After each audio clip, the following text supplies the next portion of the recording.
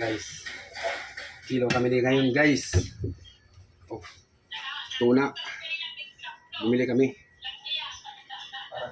Magkano bilhin nito? 400? 460?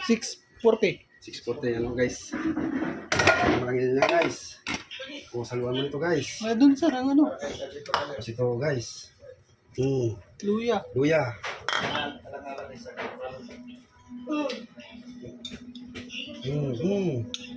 Ganyan lang yan guys, kinilaw. Wala nang gatayan guys.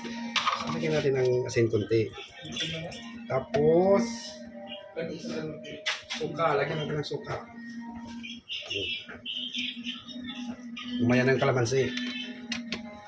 Shake natin yan guys.